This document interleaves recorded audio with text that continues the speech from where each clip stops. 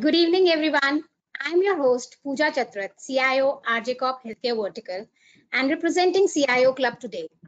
On behalf of CIO Club, I would like to welcome all our participants and panelists on Saturday evening for our No Technology webinar, but a special in its kind.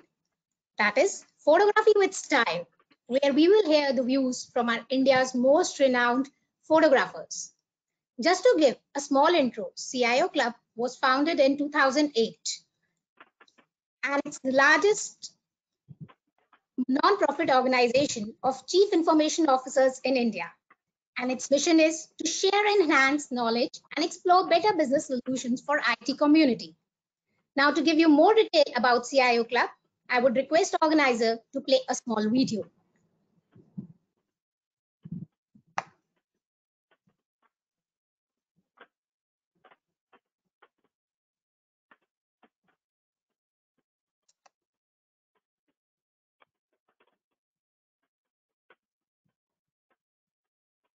CIO Club is an initiative of CIO Association, an association of CIOs by CIOs and for CIOs. CIOs of Indian Enterprises has formed the CIO Club, registered as the CIO Association. CIO Club is a non-profit and the largest association of Chief Information Officers in India. It is registered under the Indian Societies Act. CIO Club was formed in 2008 and from one chapter in 2008, CIO Club has now chapters over the years. We now have chapters in Mumbai, Delhi NCR, Chennai, Bangalore, Pune, Coimbatore, Hyderabad and Kolkata. From a humble beginning of 30 CIOs in Mumbai, it has now grown to more than 100 members across the country. CIO Club is governed by a governing body and chapter managing committees which drive the CIO Club objectives nationally. Our technology partners leverage this strong platform to showcase their products and services to the CIOs. The key objectives of the club are to share experience, enhance knowledge, and explore better business solutions by leveraging the collective wisdom of large number of CIOs who are registered members. The primary objective is to drive the business benefit to the organizations of the member CIOs and also help CIOs in their professional growth as effective leaders. The club also encourages entrepreneurial spirit by providing a platform for sharing and generating innovative ideas in the larger interest of the community. CIOs from every industrial domain indulge in this endeavor for the evolution of the IT community. Today, CIO Club is poised to scale up in terms of location spread, breadth of membership, and building new alliances to bring international best practices within the reach of the community. International club relationships are being built. One such initiative is CIO Net. Members of CIO Club gets free access to a wealth of knowledge and opportunities to network and mark their presence in the international community of CIOs. More emphasis is being laid on knowledge sharing, and also avenues of spreading this knowledge to other members of the IT departments are being set up. CIO Club is actively working with industry bodies such as NASSCOM, CII, ASSOCHAM to ensure that the CIO community has a voice in such forums. We have also constituted special interest groups on IT security and digital transformation to strengthen knowledge and experience sharing in these two critical areas of information technology. We are working towards a welfare program, an executive education program for CIOs, and it will be launched shortly for all the members of the CIO Club. So, join the CIO Club and start learning, sharing and caring. For more details, visit us on www.cioclub.com. Follow us on LinkedIn, Twitter, Facebook, Instagram and YouTube.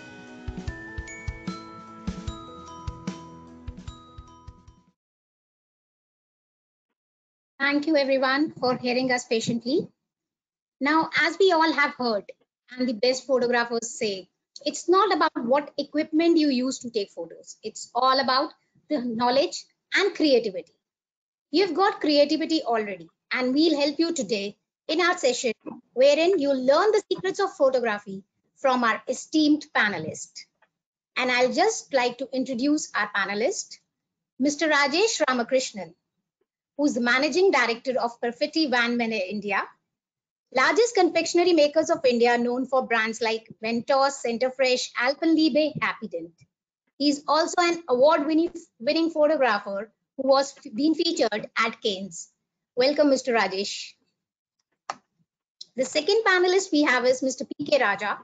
He's an IT entrepreneur of Tech Infoware, a next-generation mobile software products company, and world-renowned wildlife photographer. Welcome, Mr. Raja. And the third, Mr. Kinshuk Hora, who is also our moderator for today. He's an IT veteran who has decided to break away from 9 to 5 routine after spending 25 years in corporate world. His last corporate assignment was as CIO South Asia for GSK Consumer Healthcare Business. One of his passions is photography, and he loves to teach the subject to the young and the old, whoever has interest.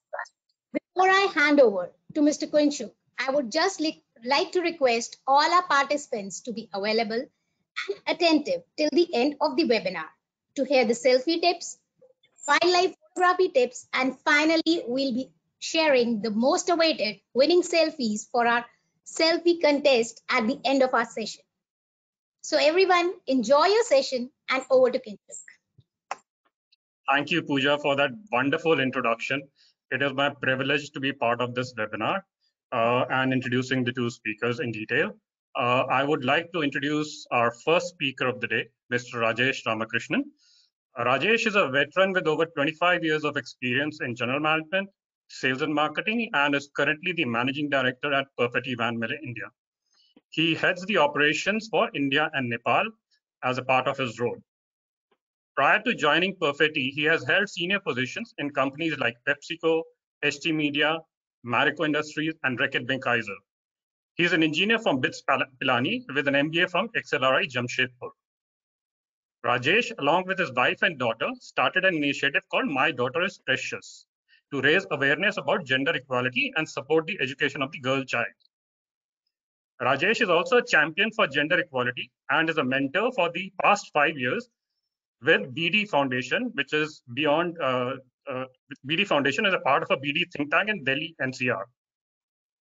Rajesh is an award-winning photographer whose work has been featured at Cannes and has also been published in several publications in India and abroad. He has conceptualized and shot 3 calendars with prominent celebrities, which were sold to raise funds for NGOs.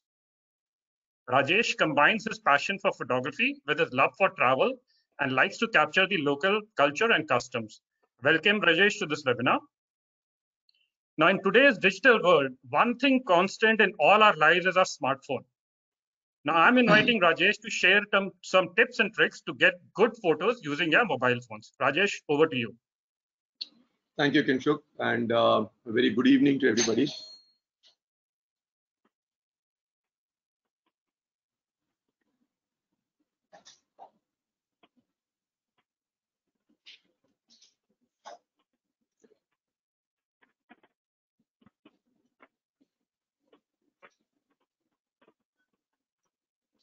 Are you all able to see my screen?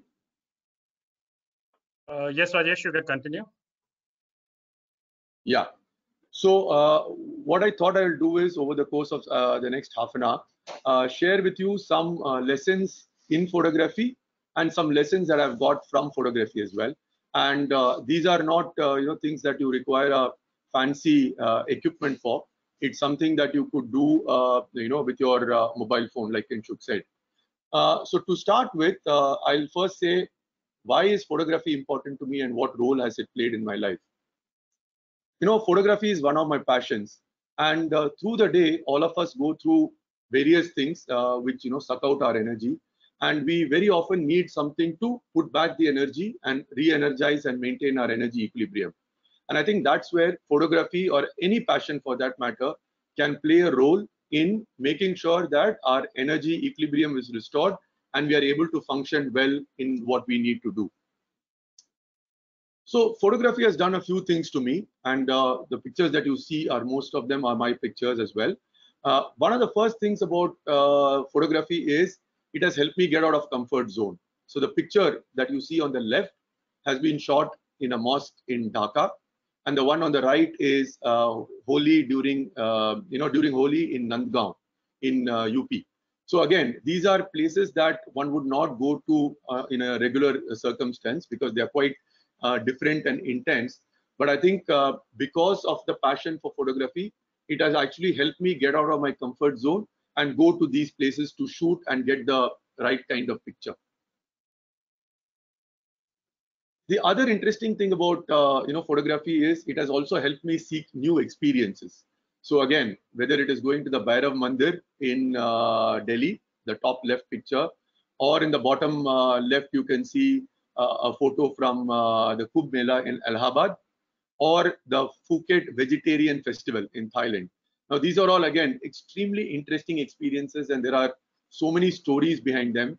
And photography actually helps me to go and explore these, not just take good pictures, but actually learn about the different cultures, the traditions, sample the local cuisine, and actually meet people from different parts of the world. The one on the right is from Burma. The third interesting thing that photography has taught me is to be a little bit more mindful of the present.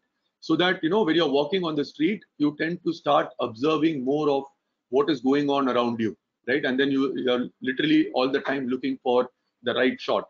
So very often what happens is either, when we are walking around or doing something, either we tend to think about what happened in the past and how they could have been different, or you tend to dream a little bit about the future. But photography has taught me to be a little bit more mindful of the present. Now, again, this picture I shot on the streets of Dhaka when I was just walking around, and it actually got featured in the daily shot of National Geographic. What I liked about it is the way the grapes are sort of aligned with the faces of the people who are buying them, and that made an interesting shot for me. Photography has also enabled me to explore my creative side. I'm an engineer and I consider myself an extremely analytical and logical kind of person, left brain. But again, photography helped me to explore that aspect of it, which I didn't know existed.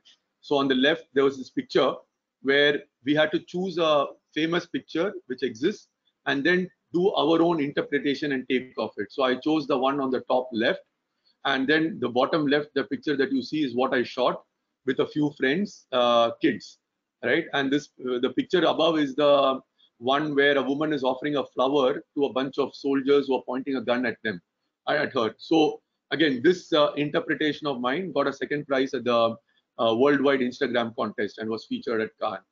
Again, the one on the right is my first solo exhibition that I did, where I shot my yoga teachers doing yoga pretty much anywhere in Bangladesh, right? And the whole point was yoga is something that we aspire for a higher order self, and it can be done anywhere, anytime. And that's the message that I wanted to convey. And last but not the least, photography has helped me to give back to society as well. So as a family, we run this initiative called My Daughter is Precious to spread awareness around gender equality and support gender equality. So how it started was in Bangladesh, we started taking Polaroid pictures, me and my daughter, of underprivileged girls, and gave the Polaroid picture to the father and said, look, your daughter is as precious as your son, treat her well and give her a good education. So that's how it started.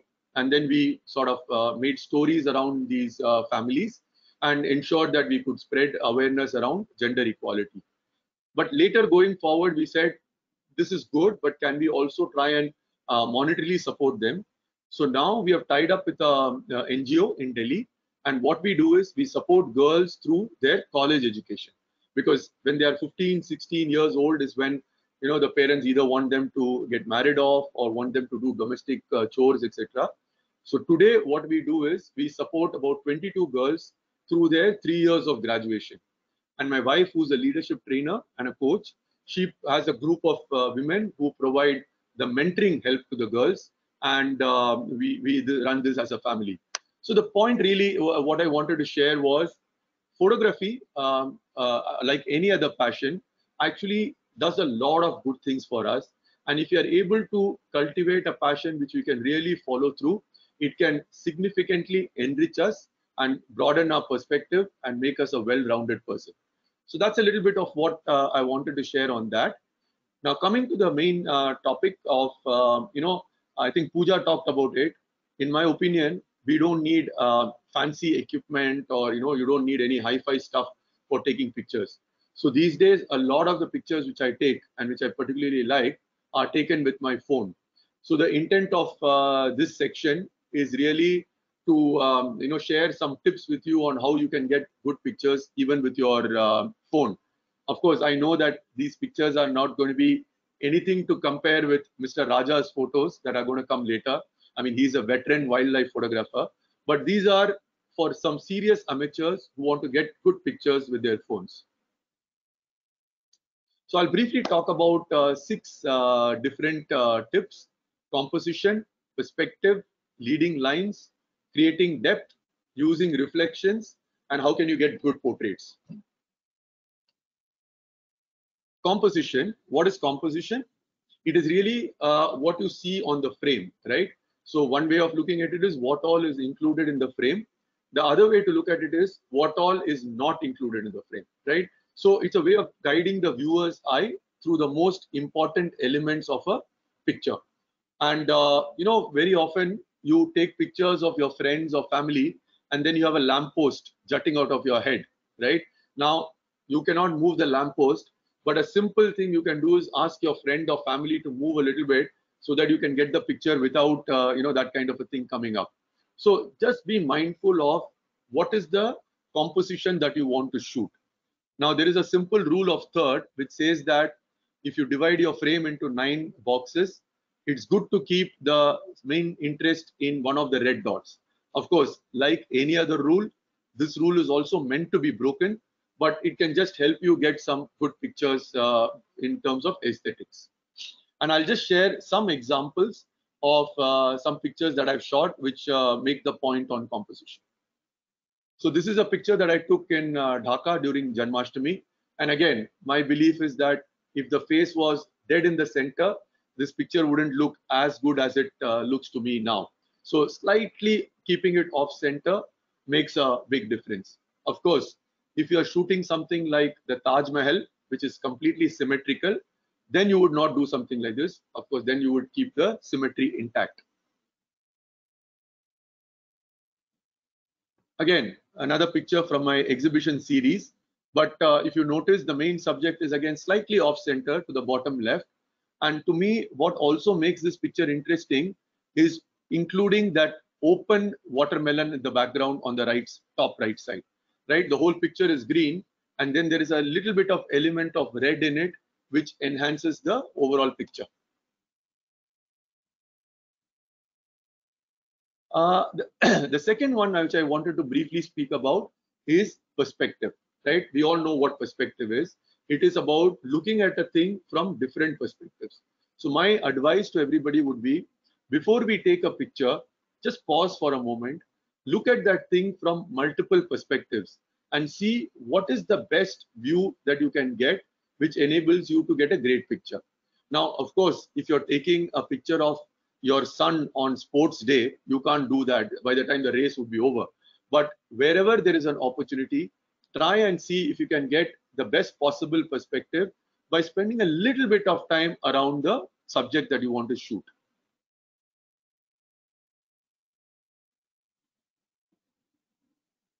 So for example, this is a picture that again I shot in Dhaka.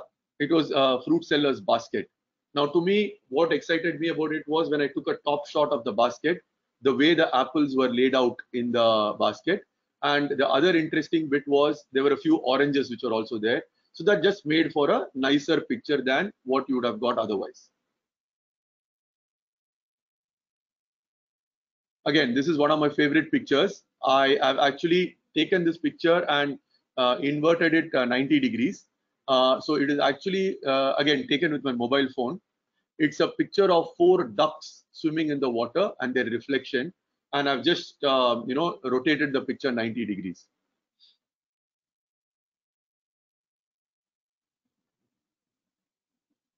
Again, I was walking in the street, went to a shop to buy a bottle of water. And what appealed to me was there was glass in the ceiling. There were mirrors there. And I took a picture of this boy reading the newspaper on the mirror. Now, if I had taken just a shot of him it would have been a pretty boring shot. But the fact that I could capture it in the mirror just gives it a very interesting matrix-like feel to it. Third one, around the use of leading lines I spoke about. So where our mind is trained to follow lines, angles, curves, etc. So if you are able to use that well in our picture, the quality of the picture can be much better. So again, the first thing that strikes you in this picture is the flow of the water, the way it goes. So that's an example of how you could possibly do that. Or on the right side picture, the railway tracks lead you to see the three women at the top. And to me, again, what makes this picture interesting, back to the point on composition, is the fact that there is a guy at the bottom right who sort of then balances the picture.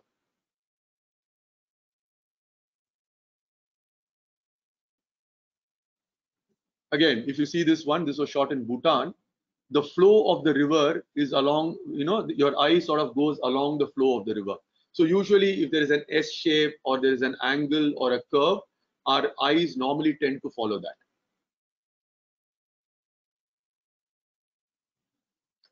Pictures of 2D, and we all like we see the world in 3 dimension, right? So how can we get a little bit of a 3D effect when we are clicking pictures? So one way to do this is have something in the foreground. Then that gives you a little bit of a depth in the picture and gives you a 3D kind of an effect. Or the other way to do it is try and bucket your picture between, or box your picture between a couple of other elements, which can again give you that kind of a depth in your picture. Some examples. Again, this I shot in Banaras. If I had just shot the boatman with the dog, I mean, it's an okay picture. But the fact that I got those blouses in the foreground gives a little bit of a depth to the picture and also makes it a little bit more interesting as to the entire composition. I shared this picture in the beginning. Again, this I shot in Bangladesh. The way the boys are positioned, and then there is a set of people praying, and then there are even more people praying. So it gives you almost a 3D kind of an effect in, of course, what is a 2-dimensional picture.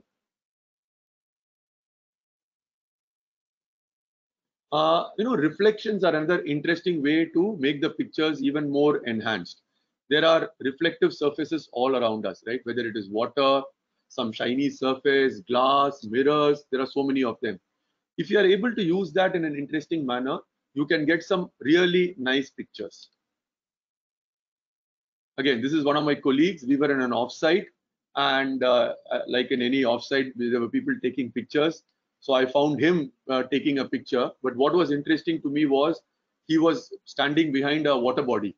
So I just went down a little bit and took a picture such that I got him taking the photo as well as his reflection. And to me, that makes the picture a little bit more interesting.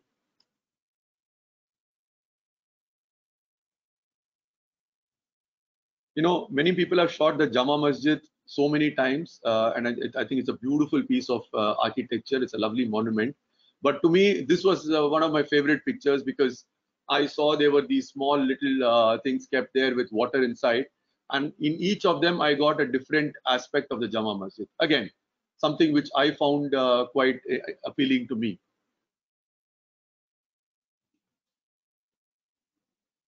This is in Kashmir. Again, if you see the picture, there is no sun in the sky, right? It's pretty cloudy. But because there was sun behind, you could see it actually in the reflection in the form of that golden light. So again, when you use reflections, you never know what can come up and you might get some really cool pictures. Last one on portraits, right? All of us, I think, have a little bit of an inherent apprehension especially when we go and take pictures of people.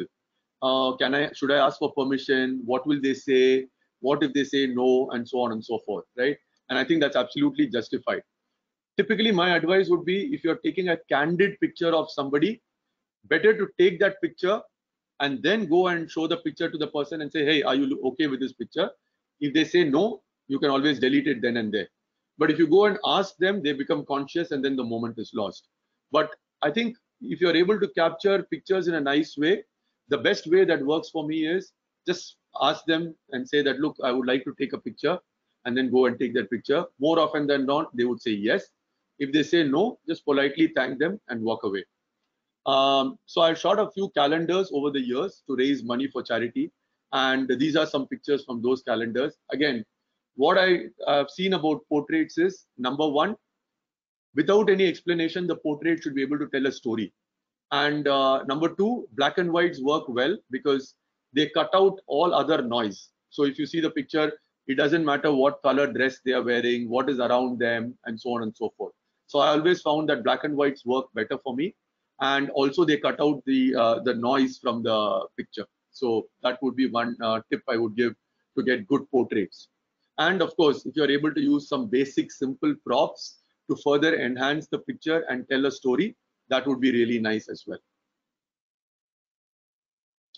So in summary, what I would like to share is there were a few tips that I spoke about. Composition, look at it from multiple perspectives, use leading lines, create depth, a 3D impact using foreground elements, leverage reflections well, and how can you get good portraits. I hope you found these tips useful.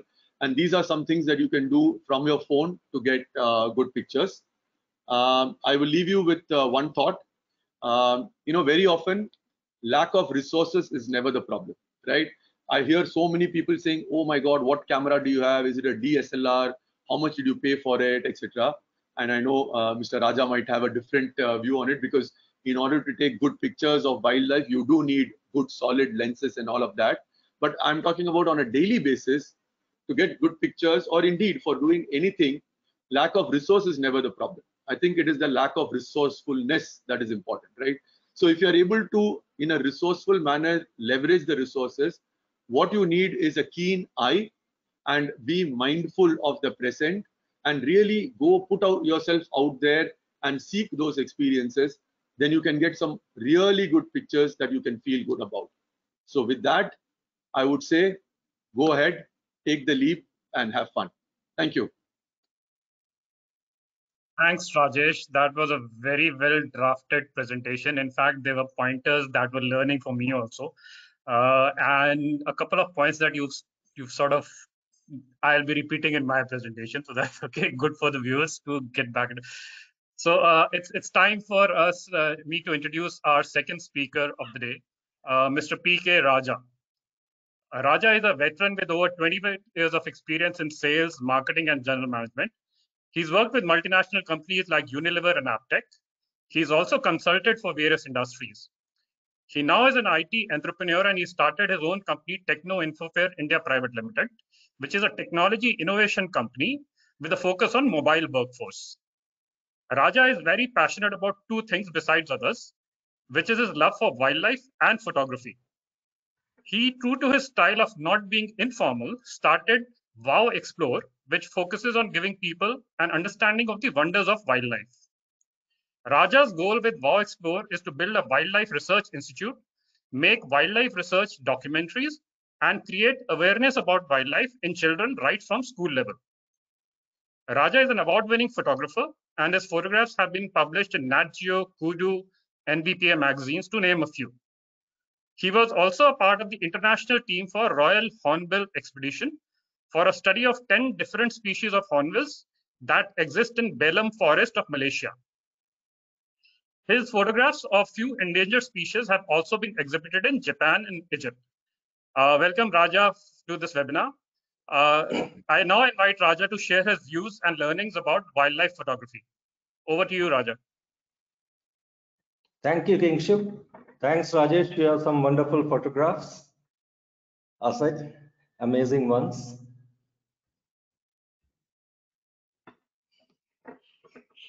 Is my screen visible? Yes, Raja, it is. So good evening, everybody. Thanks for joining me.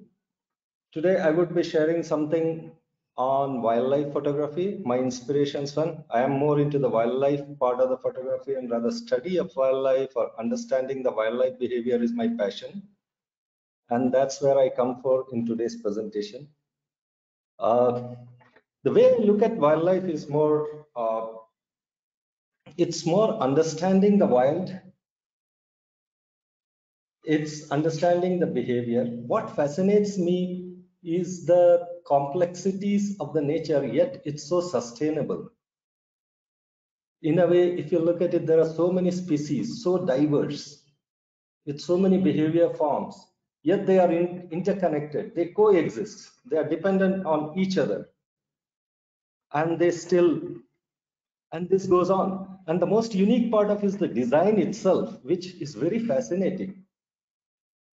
If you look at the nature's design, the basic structure of the design, what is very, very fascinating is the basics are the same. It continuously innovates to adapt to the new circumstances.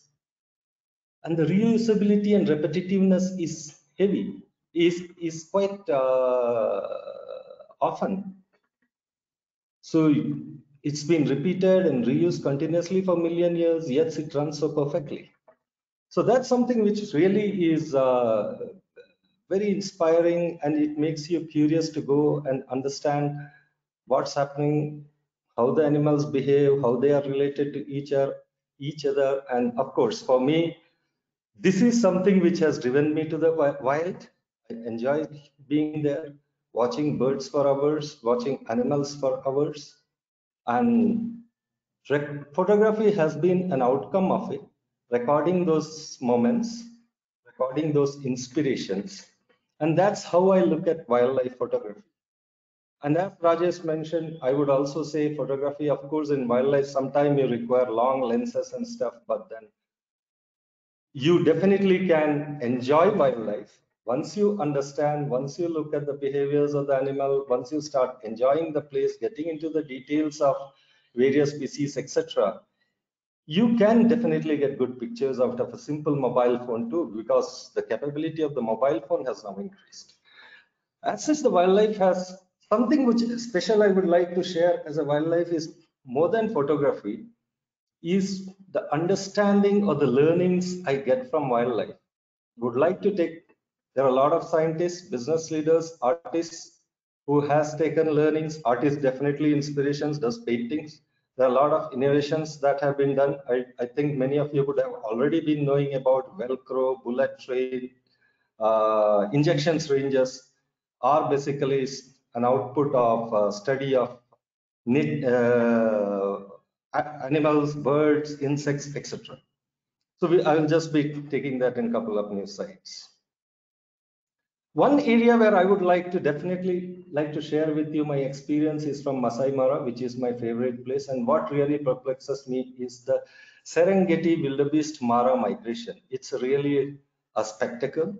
It happens once, it happens every year, and it has been happening million years, and it happens in a cyclic form. And this cyclic form continues without any error, with perfection, continuously year on year. They almost cover 1,500 kilometers every year. And they definitely, and they cover this in the 10 months. The Serengeti ecosystem is basically, I'll just brief what is Serengeti ecosystem so that when we get into the details of that, you get, Serengeti ecosystem is basically in Tanzania and Kenya. The Kenyan part is known as Masai Mara. The Tanzanian part is known as Serengeti. So the wildebeest starts their cycle from the southern part of Serengeti, that is central part of Tanzania. They migrate upwards towards the north, because in the southern Serengeti is where the birth of the calving of the wildebeest happen. And this wildebeest keep going upwards, northwards, in search of green grass. That is what is the assumption today by the scientists and researchers, because the real reason is still unknown, what makes them go with such a precision on a clockwise direction year on year in a round fashion. And the migrations are generally, and this wildebeest behavior is very odd, and it happens only in this part of the world and nowhere else in Africa where the wildebeest exists. We have observed this kind of oddity.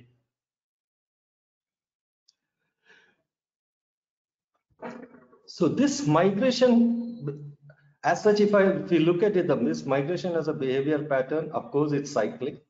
And to show what is a wildebeest, I have just put a slide to you show. This is from one of our team members from WOW Explore. So it's one of the migration time or the crossing time when somebody has taken, it's a pan shot, and they can run almost at a speed of 40 to 50 km/h, couple of maybe half the speed of cheetah, and they are very powerful and mighty animals in terms of strength.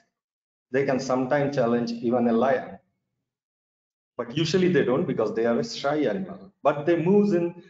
One of the most fascinating part again of this Serengeti migration is it's not that couple of thousands who keep on moving in the cyclic fashion. It is lakhs and lakhs, hordes and hordes. They cross the river, they cross the various terrains.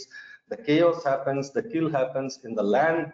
And they are typically herbivore and they don't hunt any prey. They eat grass eaters and they're herbivores and survive mostly on the grass, along with gazelles and zebras. So when this is a scene again from Masai Mara, as and when they reach in Masai Mara, sometime in May, they enter Masai Mara, the Kenyan part of the cycle. And that's the time when the monsoon ends, the lions have their cubs, and they have their feeding requirement increases, and the hunt happens once in 1.5 a day, but normally it is 2 to 2.5 days. And because of the availability of wildebeest, their prey base increases. So the lions are on hunt, cheetahs are on hunt, all the cats are on hunt, and it's a raw kill. And just to give a kind of idea, most of the films you see or the documentaries you see on Nat Geo, those are in fact shot from Serengeti part and mostly from the Mara part on big cats. This is another slide again. This wildebeest, we spent almost around, let's suppose I spent around 2 hours. These 2 cheetahs, these are sub-adults, maybe around 2.5 years. So they have not yet become expert in hunt. And just as an information, cheetah is one of the most, or rather one of the, the fastest land animal on earth. It can run at a speed of 110 km/h, and the speed is their strength, and speed is their armament for hunt even. Though their success rate of hunt is 50 to 60%, but then they wait, watch, hide under the grass, and then when the prey is closer, they chase. And mostly all the big cats, you'll be surprised to hear, eat mostly herbivores. Very few, like hyenas, eat carnivores. Or among the birds, the vultures. So in this particular slide, the interesting part is this wildebeest has given these 2 cheetahs or these 2 brothers a challenge, and ultimately the wildebeest escaped and they couldn't. And he was quite intelligent. What surprised me was wildebeest was quite intelligent, and he was always going and standing at a point where there was a bush behind, so that these cheetahs can't attack him from the back. It's a very interesting, like how they think smartly or being lone. Usually you won't find a wildebeest alone. They are in a group.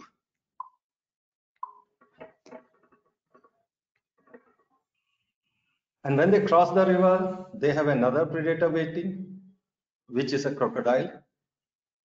They are another mighty predators with strong jaws. And one of the mighty powerful jaws, once they catch, it's very difficult to leave. One of the drawbacks of crocodile is when they close the mouth, even if you press the mouth with the finger, they can't open it. So this wildebeest in this story, it was a crossing. This has strayed away from its group. And when the crossing of the Mara River happens, they cross in millions. It's not that 10 or 20, the way we see the buffaloes or goats or horses doing it in many parts of the world. And it's an amazing feeling when you go during the migration season, that is between May to August. It's all animals, animals, animals around you. It's really a fabulous feeling and an experience of life to see this. And the chaos of the migration, the way they run, etc.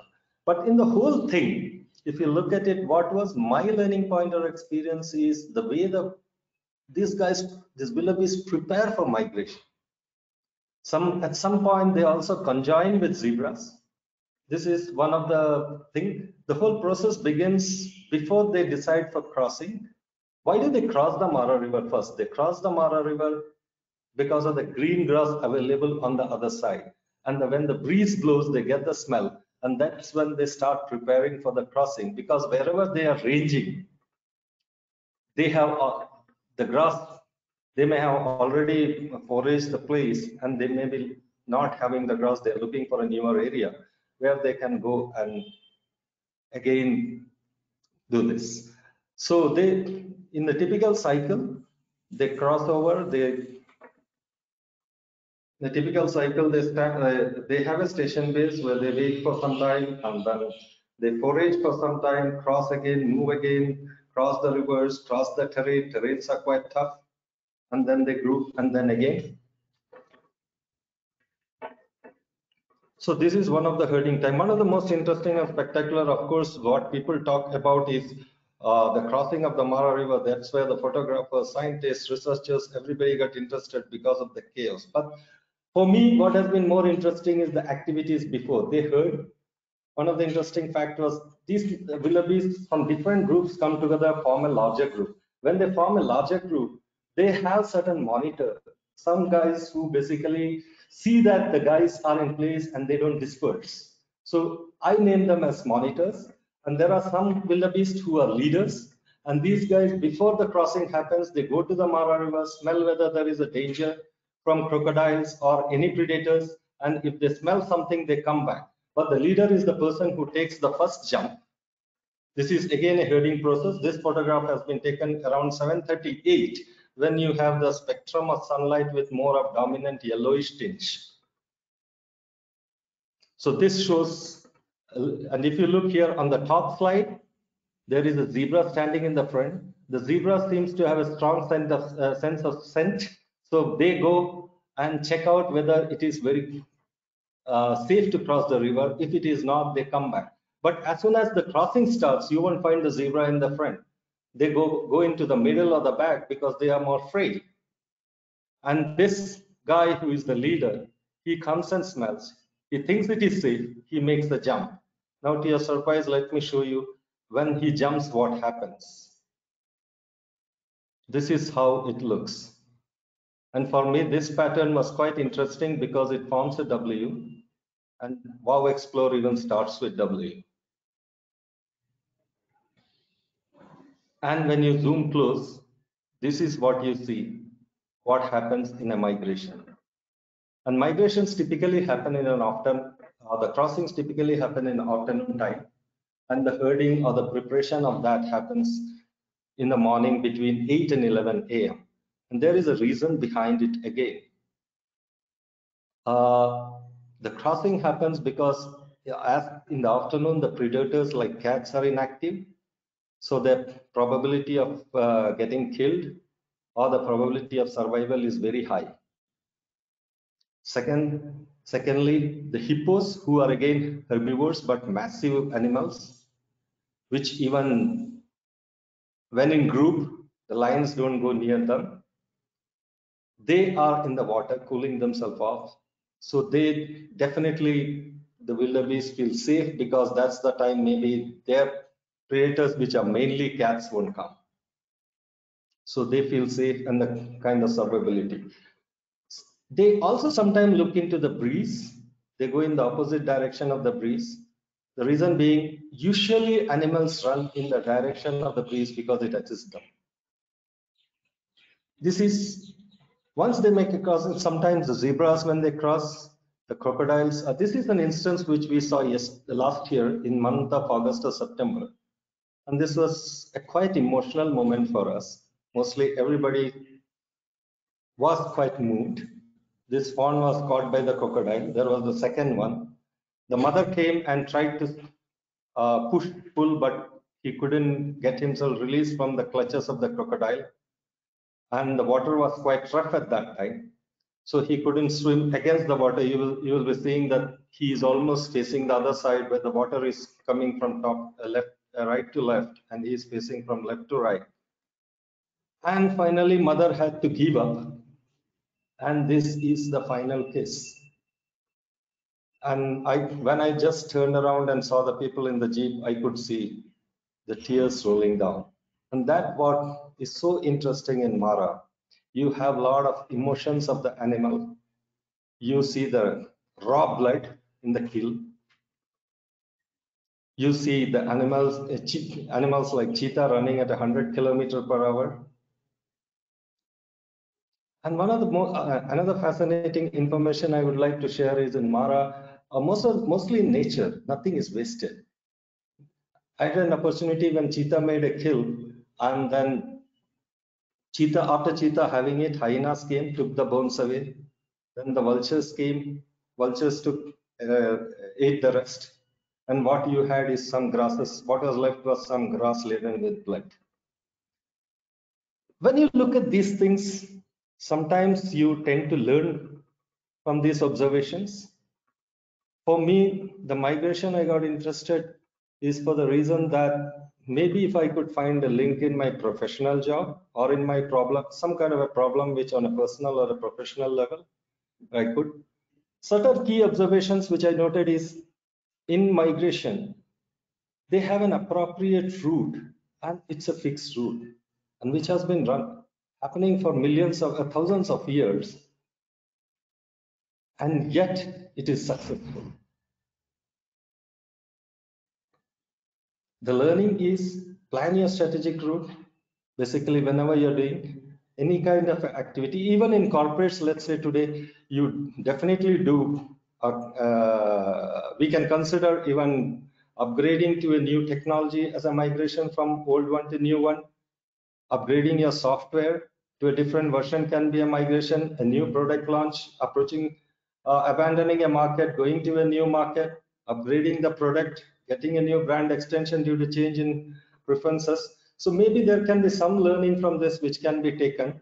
Of course, this is just my observation, which I have tried to condense and share with you, which may not, I don't know whether it totally fits for today's market, but then possibly it can be. So one of the observation being select your right route and stopovers so that you use your resources in an optimized fashion. Migrate at the right time. Timing is very important. Just like in wildebeest case, they have a time between 8 to 11 a.m. is that they herd together. So they are getting ready between 11 to 3 when they find it safe, they can pass on. So their survivability increases a lot.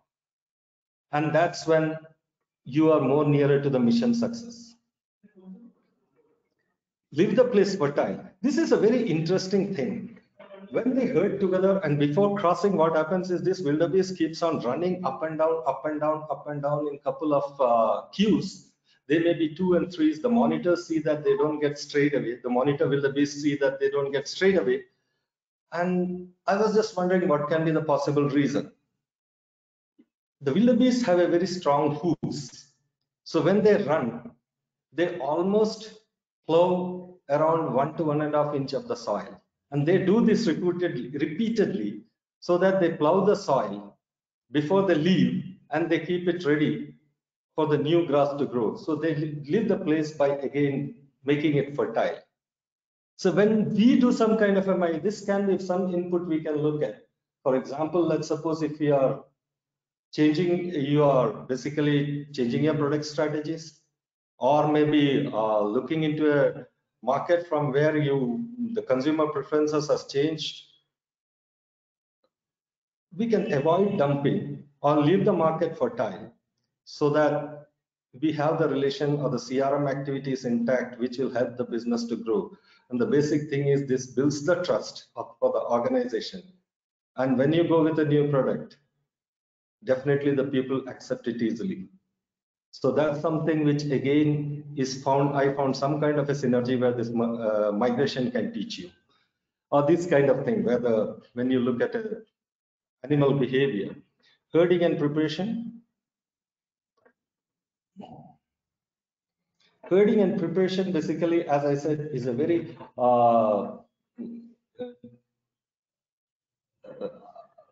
kind of a disciplined activity they follow, and they have a leader and a monitor. So one of the learnings which I took is identify the right resource. In the whole process, I saw that there are a couple of wildebeest who talk, they smell, they touch, they go around, and this. Then I see that guy is somebody who comes to the front, then runs in between. We don't know what are they communicating, but then he's the person who leads from the front finally. But then there is also parallel leaders. Let's suppose the person who goes and jumps, and for some reason he gets killed. The whole lakhs and lakhs of wildebeest move back, and they come out a couple of hours, or maybe in half an hour, 1 hour, and then there is a new leader who takes up the job instantaneously. So that's the beauty. I don't know what this can be, something which we can look at, which nature has made, which is with so much of perfection. The another thing is, if you look at year on year, they never reach late, neither do they go ahead. So though they move, we call it for food, or we understand it's for the food, but we don't know if there is some other mission besides just looking for the green grass. But they reach at the place almost at the same time every year, and they depart almost at the same time. In a way, if you're looking at it, they stick to a plan. There are no extra adventures. Neither do they reach early or abandon the plan in between. It keeps on happening. They keep on moving. And neither do they stray away and or move ahead or go to some other destination. So, which basically again ensures the success of the mission with optimized resource. This is another case of lion, where I had some observation with lion. The lions live in prides, and it's a very interesting, they are matriarchs. In the pride, you may have 1 or 2 male with 5 to 7 females. And a young male after 3 to 4 years, till the 3 to 4 years when they grow young, they are known as nomads, and they have to kill another male lion of the pride and acquire a pride, or they have to build a pride by attracting female lionesses. And very interesting part of a lion pride is it is the females who does the kill. The main role of the male lion is to provide security to the pride. So if there is some kind of a security threat to survival, it's the lion who takes. But on a daily food needs, it is the lioness who goes for a kill. But then there is a strategy behind it. That's why the lions are known as strategic hunters. So again, if you observe their process of hunting, the process of socializing, it's again very interesting. There is a leader. Sometime among the females, there is one who is senior, who leads from the front, and he exhibits and the other follows. There is a kind of a problem-solving attitude. Whenever there is an attack from the outside, the male lions takes the role, or when the female lionesses are not able to get the kill. And being a strategic hunter, they spread out, isolate the animals from the herd, the target animal from the herd. One of the lionesses go and start chasing or trying the disturbing him so that the prey is isolated, and then another lioness comes from another direction. They almost sit in a semicircle form. Few of you must have seen it in the Nat Geo serials. And the other comes and start chasing as the prey runs away, helter skelter. And that basically makes it easy for the lion pride, because then most of the cases, the prey gets isolated. And then the third or the fourth lioness come and it chokes. Let's suppose if it's a water buffalo, which is mightier and heavier on an elephant, then the probability is very high the male lion takes over, because the female lions alone won't be able to do it. So they kill by choking. Team building. Team building is more of a pride building exercise. That's again a very interesting thing. The way they socialize, the way they have a kind of the way the male and female attract, they fight and gain the territory, and then the females accept the male, and finally pride is built. And once the pride is built, mostly in the stars are born. Masai Mara has a lot of celebrity lions like Scarface, Abernathy, etc. And they are really strong and mighty.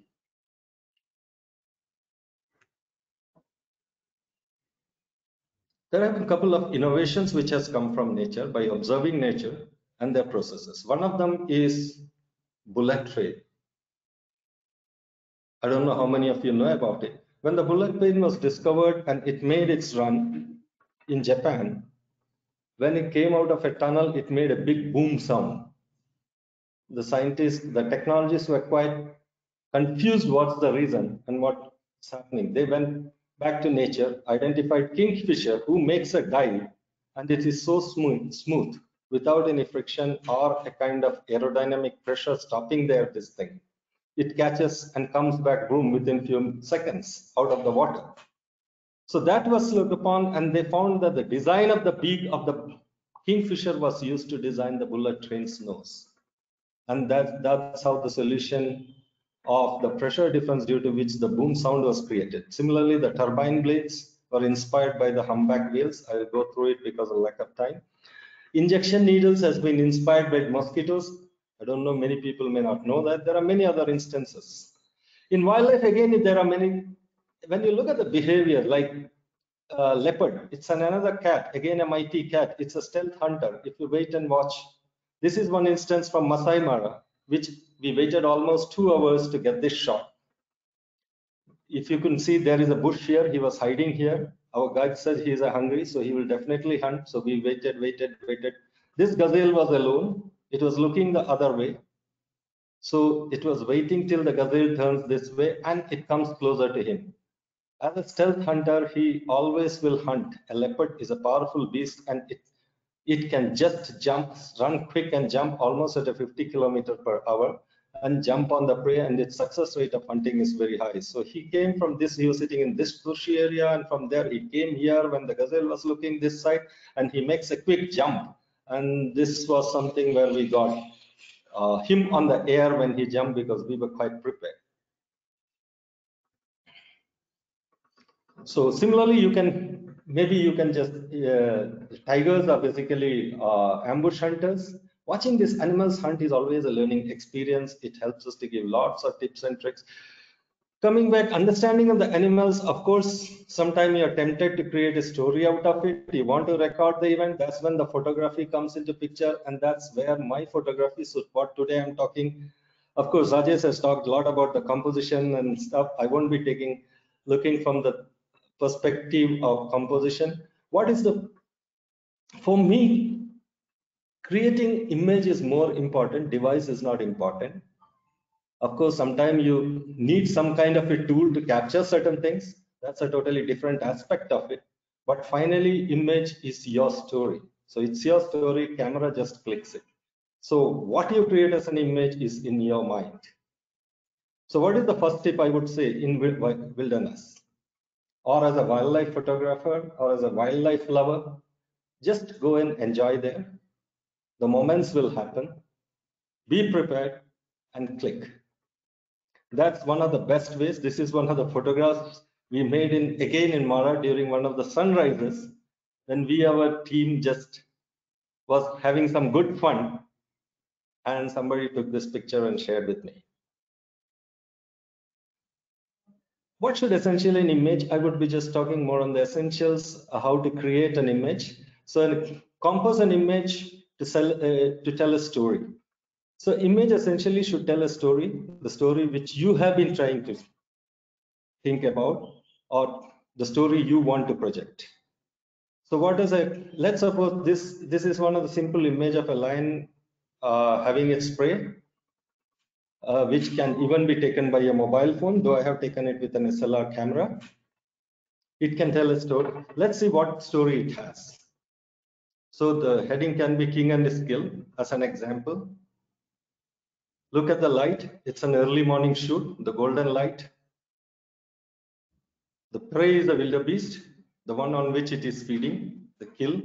So which means that the story is the prey he has made a kill in the morning, which he is relishing. Look into his eyes. It gives a feeling that he is really relishing his meal in sitting in the early morning, basking the morning light. If you look at the background, you see the tall grasses, and he has hidden his prey there, which means there are other lions around who may snatch his feet. And if you look closely, it has you may see that his hairs are wet, which means it has rained early morning. So essentially what a story can be a behavior, story can be your inspiration, a moment, a fact, or a particular act. If you crop it or go close, the story changes. That's how it works. So what does this frame tell you? It's an early morning shot. It had rained because you can see the wet hairs or the wet manes. And he's eating his kill. So when you go close, you may have more details of the face, of the eyes. You can see his black dot on his eyes very clearly. You can see the details of the flesh, but then the story, where he is, why he is in the grass, etc., is missing. So it depends on your choice. What do you want to project as a story? But then if you go for close shots, what are the essentials? The image should be really sharp, whether it's a mobile phone or a big SLR camera. You can have focus on eyes, because eyes are something which you definitely make a contact and is expressive. Then you have an icon. Try to make an eye contact so that he's looking into your camera. The image looks better. Try to catch the catch light in the eyes. The image looks more attractive. I'll talk about perspectives. To create a story, sometimes you can make perspectives. In wildlife or any fact, in any genre of photography, you don't need to go to always wildlife park to get a good image. This is one of my images taken by Audubon Research, one of the popular bird research centers in the world. This is a simple crow taken in Bangalore and Alsur city. I was waiting for a pond heron shot catching a fish. And this crow who was sitting on the railing, I think he got curious and looked at me. So when you keep on looking around, sometime you may get a subject which you may have not actually planned for. That can be one of the learning. So the perspectives matter. It makes your image look different. This is again a shot from Masai Mara of a hippo. It was after lunchtime, around 11 a.m. to 2 p.m. We were there waiting near the Mara River after lunch.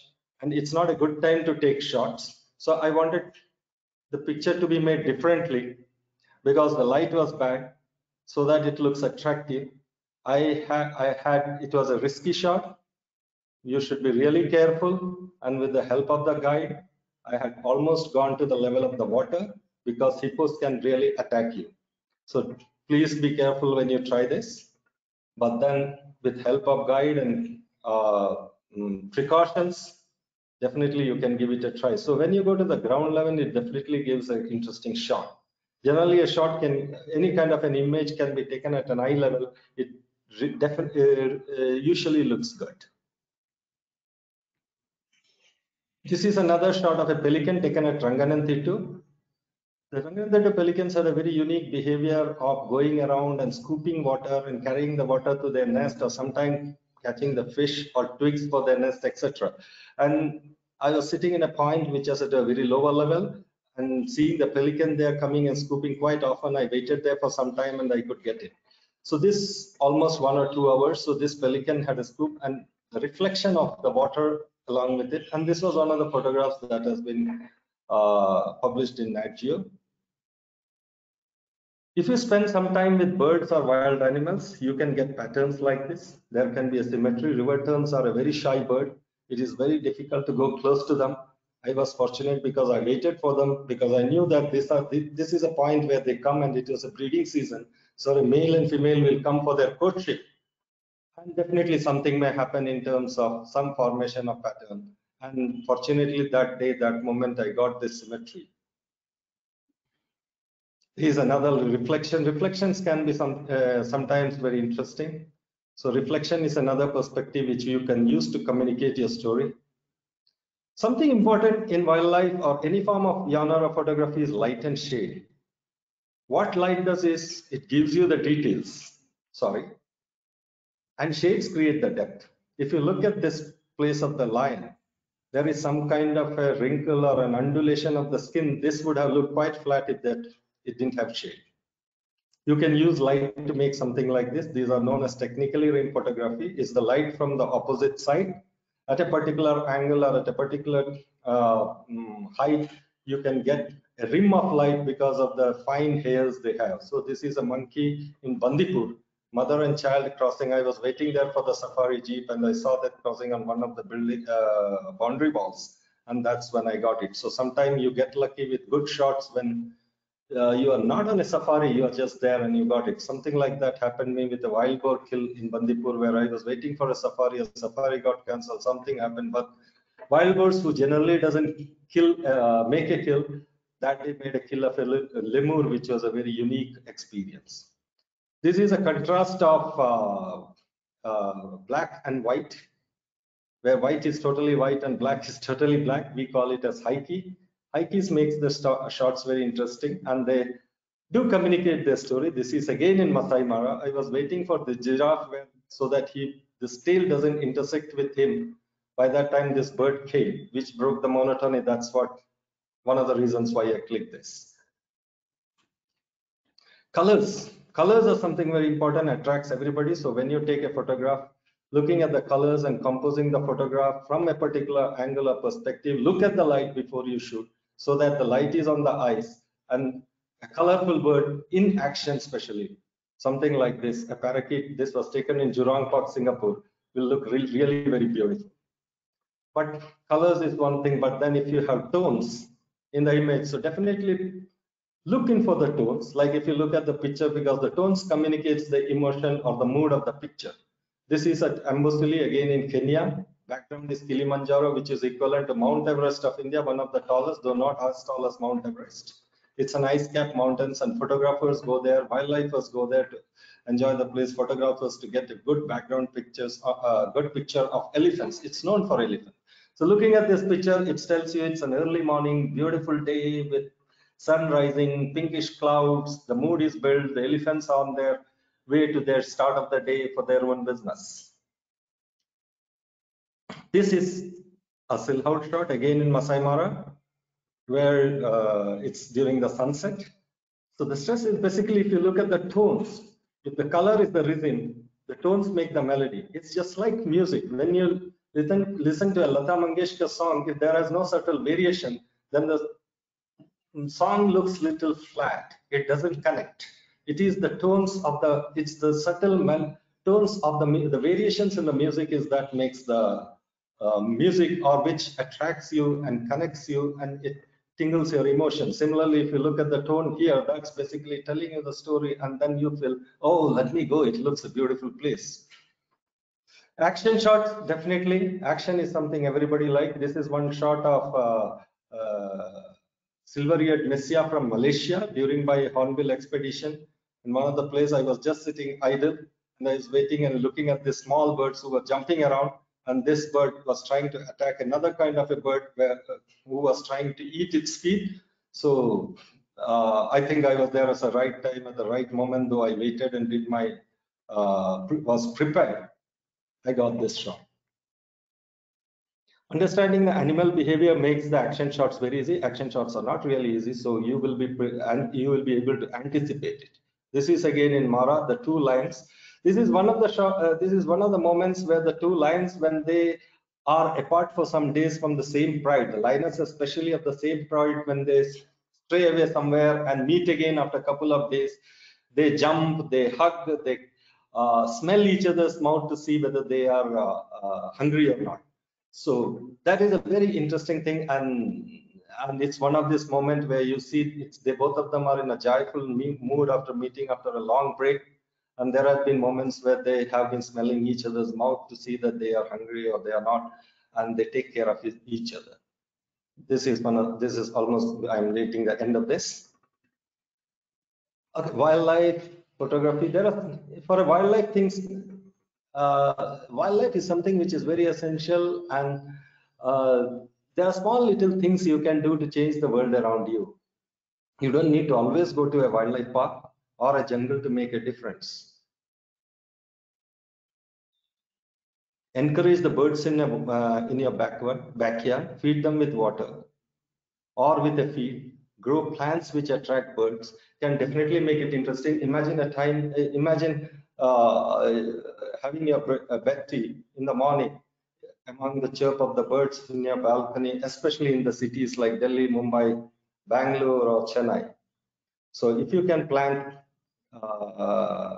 if you can have pots in your balcony, definitely the birds, with berries or insect that come, the birds may come to feed. Keep some water. The birds will visit your place. Encourage wildlife-related activities among your family and children. There are a couple of other things which you can do, which can be interesting in your professional life, which I think which will go a long way in changing the wildlife scenario in our country. And this is one of the things which we have been trying to do as a part of the conservation. We have been encouraging organizations to use wildlife as a theme for their motivational posters, like a couple of themes that learnings from wild can be used to make a theme for your corporate communication, sales support material, motivational posters, etc. You can hold your conferences or seminars in the wild so that the team can spend some time in the wild, see, okay, is there any problem solving thing or a learning they can have which can help them in their business activity or deriving some kind of a business strategy or business models.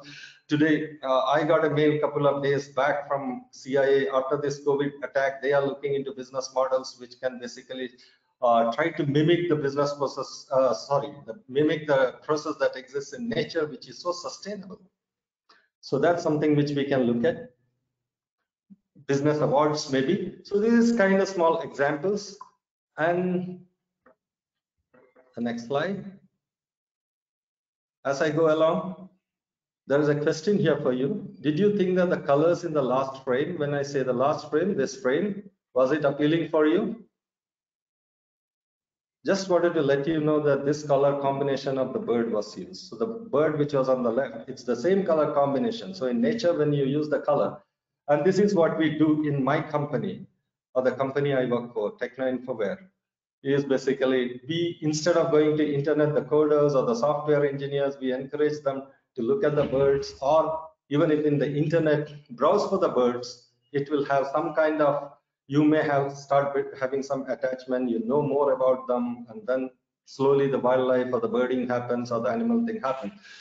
So these colors, just arbitrarily pick and put it, see how beautiful it looks. So this is a kind of a thing which, again, these are my gears which I use for the wildlife. D750, 200, 500 is my favorite. 50, 300 millimeter pine, 500 millimeter. On the right is the red one. It's an underwater camera of Olympus and waterproof. This is my address.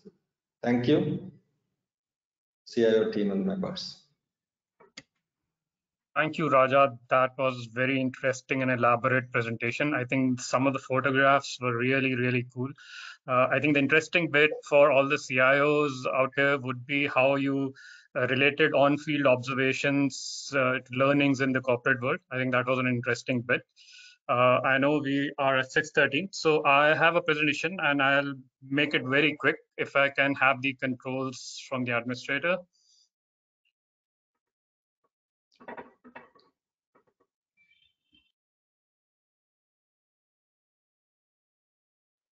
I hope people can see my screen. It'll be a very quick presentation. Some of the points have already been covered by Rajesh in his presentation and a couple by Raja, but that's okay. It's a very, very quick presentation. There are 10 tips to take better photos. Okay, the first one is get in close. When you feel that your photograph is lacking a punch, more often than not, what is happening is you're not close to your subject. So get in close, go close to your subject, whatever subject that you're trying to shoot, and try and fill the frame. Again, as Rajesh pointed out, you can always break the rule once you know them. So that's the first tip. Shoot every day. I think everyone knows that practice makes perfect, you know. So it's important that you take photos every day. That'll help you improve. That's the second tip that I'm trying to give you. Know your gear. it's very important that whatever gear you have, whether it's a mobile phone or DSLR or normal compact camera, you read the manual thoroughly. You should know each and every button of your equipment. You should know the pros and cons of your equipment. You should know what it can do, what it cannot do. That is very important. Again, this Rajesh mentioned, gather knowledge and not gear. Okay, so whatever gear you have, okay, that's important, but it is there. Be with it. It's important that 80% of your efforts, energies should be there to gather knowledge. There are lots of information available online and offline. Read it. Go look at various photographers, their work, and gather that knowledge. That's important. Photography. Now, if you break the word photography, photo and graphy, it basically means you're trying to write with light or painting with light, as I put it. So and light is its main component in any photography. So look at light, whether it's natural or artificial. Try and make patterns with light, see where the light is coming from, and it'll help you improve your photography. Slow down. Now, in this digital era, all of us, not all, actually, most of us suffer from a syndrome called STD. STD stands for shoot to delete. You'll take 20 photos, delete 18 and keep 2. Don't do that. Rajesh mentioned this also, think of what you're trying to shoot. What is your subject? What would be your composition? Where the light is coming from? Spend a few seconds, think about it, and then shoot. Hold your camera properly. This is again a very important thing. People who use DSLRs, if they don't hold the camera, there is a shake. So there are ways to hold the camera. Just hold them properly. Hold your breath, for example. You can tuck your arms at the side of your body, and there are various other techniques that you can use. Stop chimping. Chimping is a colloquial that is used in photography to basically mean you check the photo on your LCD screen. So don't do that, because what will happen is if you are shooting, let's say, an event, you'll miss the moment. So stop doing that. Keep shooting. You can always do that later on. Again, this point Rajesh mentioned, when we are shooting, our whole concentration through the viewfinder is on the subject. We at times tend to forget the background, and that spoils the photograph. Okay, and these two photographs can tell you as to how it spoils the photograph. So be aware of what is also in your subject's background. And a very simple one, but most people face this problem: charge your batteries. Okay, you will notice photographers who have batteries, who have spare batteries, but they're not charged, and they'll suddenly reach a spot where they need batteries, and the shot is missed. So this is a simple one, but most of us miss it. So these are the 10 tips. I will stop talking right now. The next few slides are all my work. Each slide has about 4 to 6 photographs. Just have a look. Last slide has my coordinates. If you want to talk about any photograph, you want to talk about anything about photography, you can get in touch with me anytime.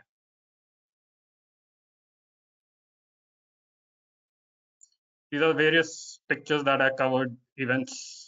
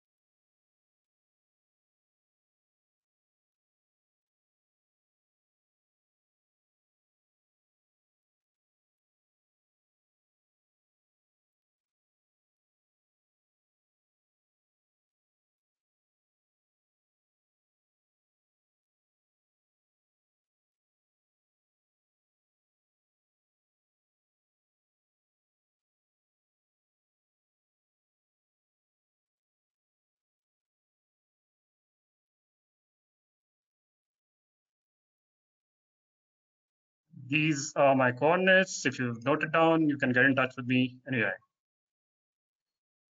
Organizers, back to you.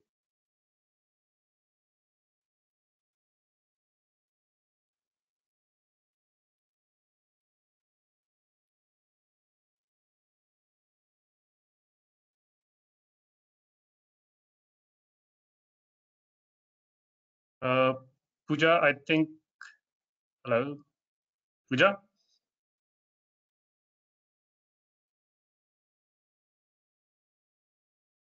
Pooja, you're on mute, I think. We still can't hear you. Maybe you can give the controls to Basant because he wanted to announce the awards for the selfies. Yeah, sure. So I would just like to say that after so many wows, from calendar or portrait to wildlife photography, and then we had the problem solving inspirations and leadership lessons from wildlife and the mind blowing tips. Now I'll request Mr. Basant Chaturvedi, who's the president for CIO Club Delhi NCR chapter, to announce the winners.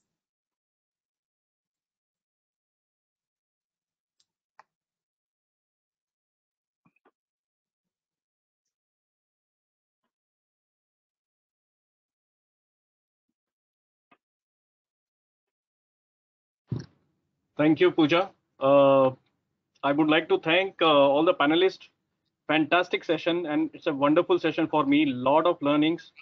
I haven't seen this kind of session, so far in my life because, this is something which is very unique. This is something which is very different to me, and I'm sure, like everybody, I was getting so much responses from everyone that whether we will get the slides of this, which I understand is a propriety to the photographers. And while we will not be able to share slides, but certainly we will share the video so that you can revisit all the tapes and look at those tricks and tips, how to use it. I hope my slide is visible, Pooja. Yep. Great. So first of all, I would like to thank once again to our panelist, Mr. Rajesh. Great learnings from you, Mr. Raja. Nice leadership, learnings as well. Besides photography tricks you have shared, and of course, Mr. Kinshuk, who has moderated the session, and a lot of learnings from you as well. We have received over 60 selfies from everyone, and believe me, all selfies were great. It was really difficult for us to choose 10 selfies out of that. So I would like to say our CIOs has got a lot of talent, and I would like to congratulate the winners. At the same time, I wanted to say keep on trying, learning, and believe me, you all are winners. But we have to choose 10 top. So here it is for you. So here we have selected the top 10s, and there are two consolation winners. So here we are not putting like who is number one or number two. We are saying that these are the winners. So going by the first one, Deval Mazmudar.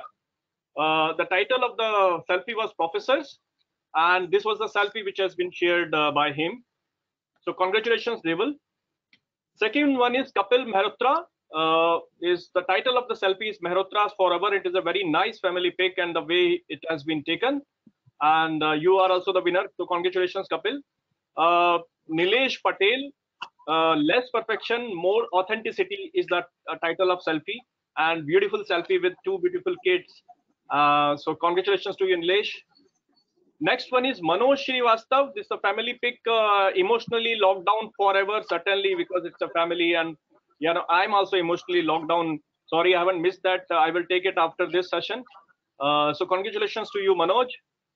Shiva Kumar PK, he has been to some spiritual trip, Meena Kulathi Aman Coil trip with his family. Beautiful photograph of family. Everybody is smiling. So congratulations, Shiva. Next one is Harish Jain, is a good friend. Reason behind my existence, absolutely, it is the reason behind everybody's existence, including me as well. And it's a nice family pic. So congratulations to you, Harish. Vishwajit Singh took picture with his daughter, My Little Fairy. Very beautiful picture, very good lighting also, and nice background. So congratulations to Vishwajit. Sugeesh Subramanian, Live, Love, Sparkle. And it's really a beautiful selfie with very nice background, and the face is coming very clear. So congratulations to you, Sugeesh. You are also the winner. Then it's a very nice pattern, you know, the way this has been created, this selfie, the entire family 1/1. So the Satish family, and Satish, congratulations to you. You have very beautiful family. Harish Chandra grand family selfie, wherein his father along with the grandkids. So very nice selfie which has been taken in at some place, and you could see his son along with his father. So the entire family is there in the selfie. Maninder Arora. So Maninder, we found your selfie very nice, very well taken, and you have received the consolation prize. Congratulations to you. And Rajesh Panchal, who has taken this selfie at Gateway of India. So it's a gateway with my family, beautiful selfie, and you are also winning the consolation prize. So congratulations to all the winners. And I would like to thank once again our panelist, our host, Pooja. And over to you, Pooja, for closing remarks. Thank you very much. Thank you, Vasanji. So on behalf of CIO Club, I would like to thank all our panelists and our participants. I would also like to thank all our CIO Club chapter teams who have helped us in organizing and delivering this beautiful webinar. Bye for now. Stay safe, stay healthy. Thank you. Thank you.